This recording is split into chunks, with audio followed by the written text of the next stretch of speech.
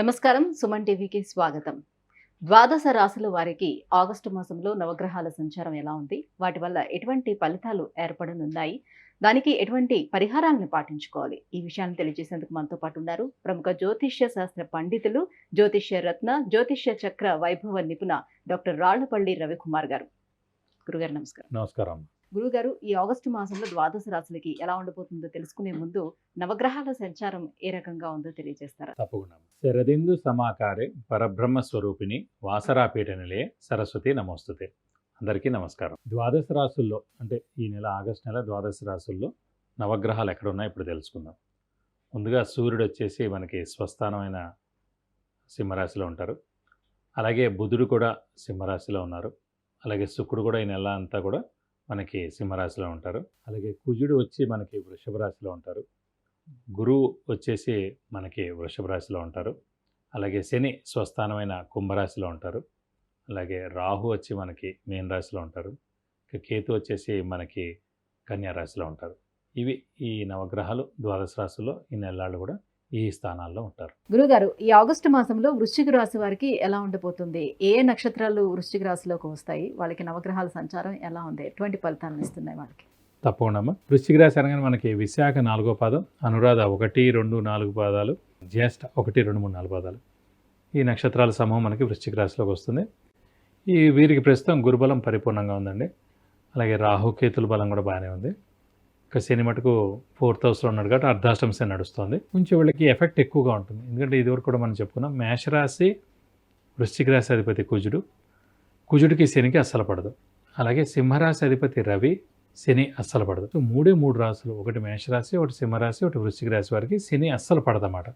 అంటే వారికి కనుక ఏలినాటి శని వచ్చినా, అర్ధాష్టమ శని వచ్చినా, అష్టమ శని వచ్చినా మామూలు వాళ్ళకి 70% ప్రాబ్లం చేస్తుంటే కనుక వీళ్ళకి 100% ప్రాబ్లం ఎక్కువగా చేస్తాడు. 100% ప్రాబ్లం వీళ్ళు ఫేస్ చేయాల్సిందే.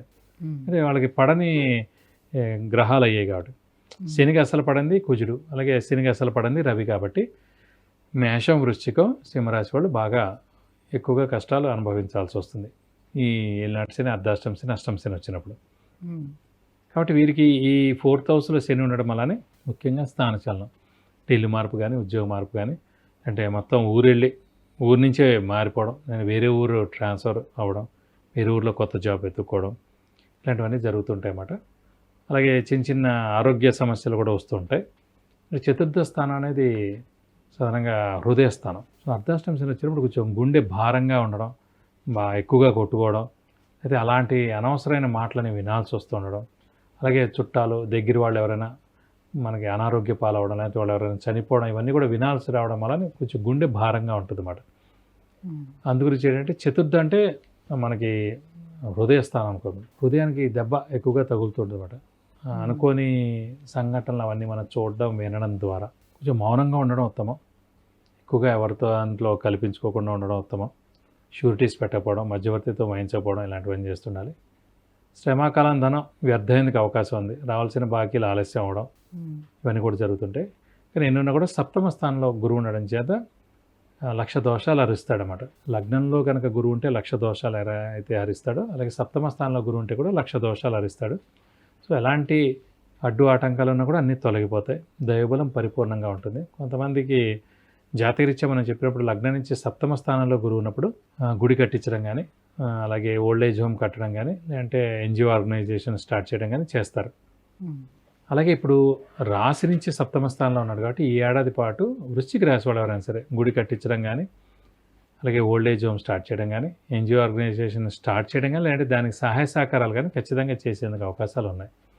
అలాగే అవివాహితుల వివాహం, సంతానం లేని వారి సంతానం, నిరుద్యోగులు ఉద్యోగం రావడం, ఉద్యోగస్తులు ప్రమోషన్స్ రావడం, ఇవన్నీ కూడా జరుగుతాయి. అంటే కేవలం గురుబలం మాత్రం ఉంది వీళ్ళకి. గురుబలం పరిపూర్ణంగా ఉంది. రాహుకేతుల బలం కూడా బాగుంది. అర్ధాష్టమ శని ఎఫెక్ట్ ఉన్నా కూడా, శని స్వస్థానంలో ఉన్నా కూడా అర్ధాష్టమ శని నడుస్తుంది కాబట్టి, వృశ్చిక రాశి అధిపతి కుజుడు కాబట్టి, కుజుడికి శని పడదు కాబట్టి కొంచెం ఇంపాక్ట్ అయితే ఉంటుంది, ఎఫెక్ట్ అయితే ఉంటుంది. ఎప్పుడు వరకు ఉంది? నెక్స్ట్ ఏడాది ఏప్రిల్ దాకా. ఏప్రిల్ వరకు ఉంది. సో కొద్ది రోజులు. అంటే కుజ శనిలు కలయిక అనేది ఏప్రిల్ వరకు ఉంటుందా, లేకపోతే కుజ శనిల కలయిక కాదండి, కుజుడికి శనికి పడదు కాబట్టి, అంటే వృశ్చిక రాశి అధిపతి కుజుడు కాబట్టి అర్ధాష్టమ శని నడుస్తుంది కాబట్టి, అందుకు రాశ్యాధిపతి కుజుడు అయ్యాడు కాబట్టి ఎక్కువగా ఇంపాక్ట్ ఉంటుంది అన్నాను. అదే ధనుసు రాశి వాళ్ళకి అర్ధాష్టమ శని నడిస్తే ఇంత ఉండదు, తులారాశి వాళ్ళకి నడుస్తుంటే ఉండదు, కన్యా రాశి వాళ్ళకి ఉండదు. వాళ్ళందరూ మిత్రులు అవుతారు. ఉన్నాడు కాబట్టి రాశ్యాధిపతులు ఈ శనికి మిత్రులు కాబట్టి ఏం కాదు. కానీ వృశ్చిక రాశి అధిపతి కుజుడు కాబట్టి శనికి కుజుడికి పడదు కాబట్టి ఇంపాక్ట్ ఎక్కువ ఉంటుంది. అందరికీ జ్వరం 2 రోజులు వచ్చి తగ్గిపోయింది అనుకోండి, వీళ్ళకి 1 వీక్ ఉంటుంది అలా అనమాట. సో ఇంపాక్ట్ ఎక్కువగా ఉంటుంది. అయితే వివాహం సంతానం కోసం ప్రయత్నాలు చేసుకునే వాళ్ళకి ఎలా? ఖచ్చితంగా వాళ్ళు ప్రయత్నం చేసుకోవచ్చండి. ఖచ్చితంగా ఇది సరైన సమయం. వివాహం అవుతుంది, అలాగే సంతానం లేని వాడు ఖచ్చితంగా సంతానం కలుగుతుంది. కాబట్టి శుభకార్యాలు అన్నిటికి కూడా మంచి టైం అండి ఇది. అంటే కొత్తగా బిజినెస్లు ఏమైనా స్టార్ట్ చేద్దామని వ్యాపారం కూడా స్టార్ట్ చేయొచ్చు. గురుబలం పరిపూర్ణంగా ఉంది కాబట్టి కొత్త వ్యాపారం స్టార్ట్ చేయొచ్చు, లేదంటే ఎక్స్పాన్షన్కి వెళ్ళచ్చు. సో వెళ్తే కనుక తప్పకుండా మీకు కలిసి వస్తుంది. గురుగారు, ఇప్పుడు గోచార రీత్యా మీరు ఏవైతే చెప్తున్నారో ఈ ఫలితాలు కొంతమంది చూసి ఈ ఫలితాలు మాకు అసలు సూట్ అవ్వట్లేదు, లేకపోతే మాకు అవి ఫలించట్లేదు, ఏమి కూడా మాకు సెట్ అవ్వట్లేదు అని చెప్తూ ఉంటుంటారు. సో ఎందుకు అలా జరుగుతూ ఉండొచ్చు? అంటే 2 రకాలండి. యాక్చువల్గా జాతకం అనేది వేరు, గోచారం అనేది వేరు. జాతకం అనేది ఆల్రెడీ ఫిక్స్డ్. మీరు ఎంత దాకా చదువుకోగలరు, ఎలాంటి ఉద్యోగం వస్తుంది, ఎంత మీరు సంపాదించగలరు, ఎలాంటి గృహం ఉంటుంది, ఎలాంటి వాహనం ఉంటుంది, ఎలాంటి అమ్మాయితో మీకు పెళ్ళి అవుతుంది, ఎంతమంది సంతానం ఉంటుంది, ఫారెన్ ఉందా లేదా, ఇవన్నీ ఫిక్స్డ్ ఆల్రెడీ జాతకం. దాన్ని ఎప్పుడూ ఏం మార్చలేడు. ఆ జాతకానికి ప్రస్తుతం మనం చెప్పేది గోచారం అంటారు. ఈ గోచారం పీరియడ్లో అవన్నీ ఈవెంట్స్ జరుగుతాయి. అప్పుడే వాడిది చదువు అయింది, ఉద్యోగం ఎప్పుడు వస్తుంది అంటే ఇప్పుడు గోచార సమయానికి కరెక్ట్ ఉద్యోగం వస్తుందా లేదా, అలాగే వివాహ సమయం ఇప్పుడా కాదా, ఉందా లేదా అనేది జాతకం చెప్తుంది. ఏ సంవత్సరం జరుగుతుందని చెప్పేది మటు గోచారం అన్నమాట. సో అక్కడ కనుక మనకి అస్సలు బాగాలేదనుకోండి జాతకం, ఇక్కడ ఎన్ని మంచి చెప్పుకుంటున్నా కూడా అవి ఆలస్యం అవ్వడానికి అవకాశాలు ఉన్నాయి. అదే అక్కడ జాతకం బాగుందనుకోండి, ఉన్నంతలో 60 to 70% బాగుందనుకోండి, సో ఖచ్చితంగా ఇక్కడ చెప్తున్నవి ఏవైతే ఉన్నాయో ఖచ్చితంగా జరుగుతాయి ఉన్నంతలో. ఇంకా అస్సలు జరగట్లే అంటే ఒకటే రూల్ అండి, మీరు హార్డ్ వర్క్ చేయట్లేదని. సింపుల్. ఇప్పుడు నేను ఇక్కడ కూర్చొని చెప్తున్నానంటే నా 28 ఏళ్ళు 30 ఏళ్ళ అనుభవంతో నేను చెప్తున్నాను. నేను హార్డ్ వర్క్ చేయకుండా ఈ పాయింట్ చెప్తున్నా అనుకోండి, మీకే తెలిసిపోతుంది. క్వశ్చన్ అడిగే యాంకర్ మీకే తెలిసిపోద్ది. మనల్ని చూసే ప్రజలు ఎవరైతే ఉన్నారో సబ్స్క్రైబర్స్, వాళ్ళే కింద కామెంట్స్ ఒక 100 కామెంట్స్ పెడతారు. సో మన అనుభవం, మన హార్డ్ వర్క్ తోటే మనం చెప్పగలుగుతాం ఏదైనా సరే. సో మన జాతకం ఆల్రెడీ బాగుంటే కనుక ఖచ్చితంగా ఇక్కడ ఉన్నవి జరుగుతాయి. మన జాతకం బాగాలేదనుకోండి ఆలస్యంగా జరుగుతాయి. అస్సలు బాగాలేదనుకోండి జరిగేందుకు అవకాశాలు కూడా తక్కువగా ఉంటాయి. ఇప్పుడు ఒక గవర్నమెంట్ జాబ్ వస్తుంది, జాతకం అస్సలకే బాగోకపోతే గోచార రీత్యా బాగున్నా కూడా మీడియం ఫలితాలు ఏం ఉండదు. జాతకం అస్సలు బాగాలేదు, గోచారం కూడా అస్సలు బాగాలేదు అనుకోండి, ఖచ్చితంగా ఇంపాక్ట్ ఉంటుంది. 100% ఇంకా దారుణంగా ఉంటుంది. అందుకే ఫస్ట్ మన జాతకం బాగుండాలి. జాతకం బాగున్నా లేకపోయినా కూడా హార్డ్ వర్క్ చేయాలి, ఇంకా బాగా చేస్తే గ్యారంటీగా వస్తుంది. ఇప్పుడు నేను ఈరోజు చెప్తున్నా అంటే 28 ఏళ్ళు కృషి చేసి మ్యాక్సిమం బుక్స్ చదివి చాలామందికి చెప్పి, అలాగే నేను రీసెర్చ్ వర్క్ చేసుకుని నేను చెప్తున్నాను కాబట్టి ముందుకు వెళ్ళగలుగుతున్నాను. ఫిక్స్డ్గా అదే ఎప్పటి నుంచో ఫస్ట్ నుంచి చదివింది అదే చదివిందే ఎప్పటికీ గుర్తుపెట్టుకుని అదే చెప్తున్నాను అనుకోండి, కాదు. సో ఇప్పుడు వర్తమానంలో ఏం నడుస్తుంది, ఇప్పుడు లేటెస్ట్గా ఏం నడుస్తుంది, ఇప్పుడు ఇది వర్తిస్తుందా లేదా. ఇదివరకు గుర్రాలు ఉండేవి జాతకంలో, ఇప్పుడు గుర్రాలు ఉన్నాయనే కాదు, వాడికి కారు ఉంటుందా లేదా, ఏ రేంజ్ కారు ఉంటుంది, ఎలాంటి కారు ఉంటుంది, ఎన్ని కార్లు ఉండొచ్చు, ప్రభుత్వ వెహికల్ తోటి వాడికి కారు వస్తుందా, ప్రభుత్వ గృహం వాడికి ఉంటుందా. అంటే ఒక పెద్ద ఆఫీసర్ ఉన్నాను అనుకోండి, వాడు పెద్ద క్వార్టర్స్ ఇస్తారు, గవర్నమెంట్ వెహికల్ ఇస్తారు, గవర్నమెంట్ ప్యూన్ ఇస్తారు అలా. సో ఆ జాతకం చెప్పడం వేరు.